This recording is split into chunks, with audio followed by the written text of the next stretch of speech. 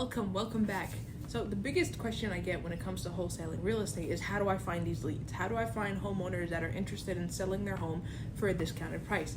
And the best way to start, the way that I got my first deal, and the way that I'm always going to advocate for, is driving for dollars. Why? Because you can pull software, you can pull county records, but guess what? You're not the only person using those same lists.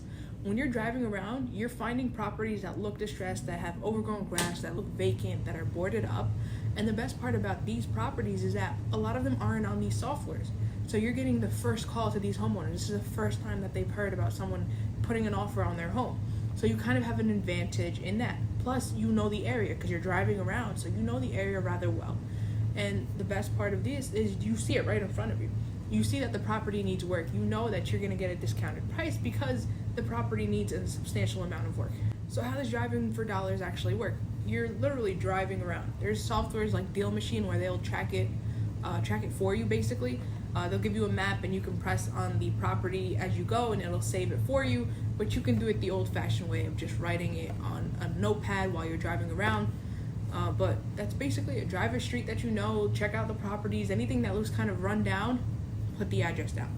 And then once you get home, if you want to use the free way of skip tracing is getting phone numbers. TruePeopleSearch.com is one of the best ways to get those phone numbers. In terms of little, one or two or three here. If you're going for more bulk orders, then I recommend softwares like PropStream, Batch Leads, Lead Sherpa, or even Fiverr agents. They're a lot cheaper if you use a Fiverr agent, around 3 to 4 cents. If you're using softwares, you're looking a lot more, 10 to 20 cents per each address to get the phone numbers. The second best way to get leads is your public county records office. And this is really simple. You call up your county clerk's office, and you might have to call around different people because not everyone knows this stuff. And you sometimes have to fill out a form, either by email, either in person. Every state, every county is different in rules and regulations. But you basically can ask for these 3 properties. A list of code violations, so, overgrown grass, broken sidewalk, anything that's sometimes deemed as a violation. Second thing is tax delinquent, so people that owe taxes on their home. And the third one, the big one, is houses that are marked abandoned or vacant. So I know for Jersey, by law, that if you have a vacant or abandoned home, the owner has to register it with the county that it is vacant. So now you're getting to the source information of this house is vacant. So these are sometimes the best lists to use. There's also probate lists, there's also fire damage lists. Like the lists are endless when it comes to public records. And so I love public records, but I guess the con for public records, or the reason why they're not as saturated compared to softwares, is that county records don't make it the most easiest way to get the information or to organize the information. I'll show you guys some examples of how they sometimes send it out. Not all of them send it to you in an Excel. Some can send it in a PDF. Some can send it written in actual handwriting. So now you have to take this file, put it into an Excel, and then you have to skip trace it because you only have the owner's name and address. Now you have to find the phone number. So now you have like 2 extra steps. Organize the list, and then you have to go find the phone numbers. And this is where we use skip tracing. Again, you can use softwares like PropStream, Batch Leads, or Lead Sherpa that charge between 10 to 20 cents per each lead. Or you can use an agent on Fiverr that charges you 3 cents. It really depends if you're going more for quality or quantity. And Fiverr agents isn't the most accurate data, but in terms of price ranges, you're getting what you paid for, to say the least. The third way, and the way that kind of everyone goes for, especially when they're starting out, is using software. So I'm pretty sure if you are in the real estate industry, you have heard of PropStream or Batch Leads or Flipster software. And these are all softwares that can pull data for you. The issue with this one as well, same as the county records, is they're not skip trace. You're just getting the address and you're getting the homeowner's name. You then have to skip trace it either on the software itself, or you can export it and skip trace it somewhere else. But in terms of the software, the problem that I have with them is everyone's using them. There's not really a way that you can get like secret data that someone else isn't using.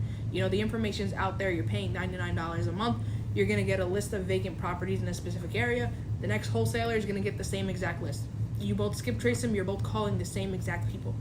And so you always have to think a little outside the box when it comes to wholesaling because everyone's doing what you're already doing. So that's why I go for county records. The fourth way is Bandit Signs.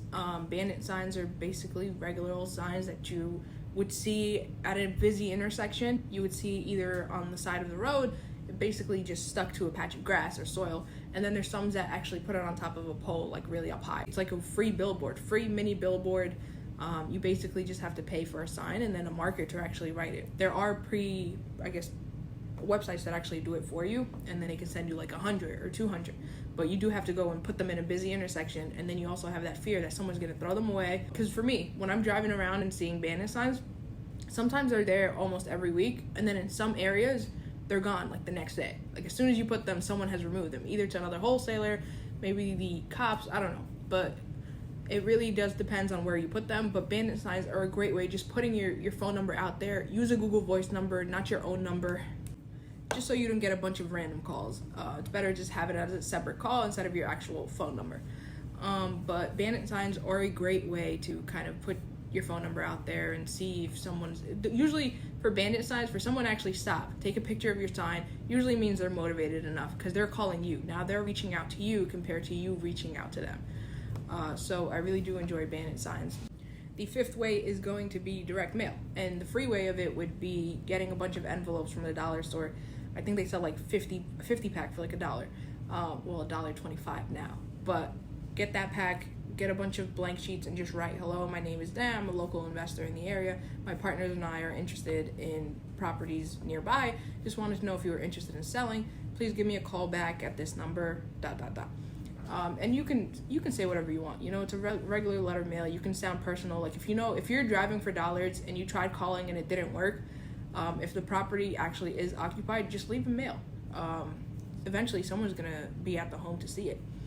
The sixth way is going to be Facebook ads, Google ads, creating a website, kind of making your business a little bit more professional, and then utilizing the marketing tools in order to put it out there.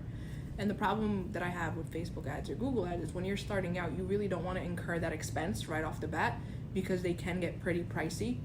And you do have to understand Facebook ads, understand IPs, understand SEOs. There's a lot to kind of learn while you're also learning wholesaling. If you're a beginner, you want to focus on the real estate aspect, not really jump into marketing and advertisement and whatever the case may be. So I always say start with driving for dollars, jump to county records, then go to softwares, and then direct mail is always an example, Facebook ads, Google ads, a website. But these are kind of the top ways that you would use to find leads. I wish there was a secret formula that just pops out of nowhere, but really it's just about numbers game. It's always been a numbers game. The more people you reach, the more people you call, the more people you text, the more people you email, the more people you send mail to, the higher chances of you getting a yes. Like there isn't an easy answer for getting leads. It's all of these tools combined in one, and just cranking it up and scaling as you go. Once you get that first deal, use the money to invest into Facebook ads, Google ads, a website, maybe a social media manager to get you out there. But typically when you're first starting out, drive around first, find vacant properties, go to truepeoplesearch.com, get that address, text them, call them, door knock. If you're not, I'm not the type of person to really knock on people's houses, but if you can do it, go for it.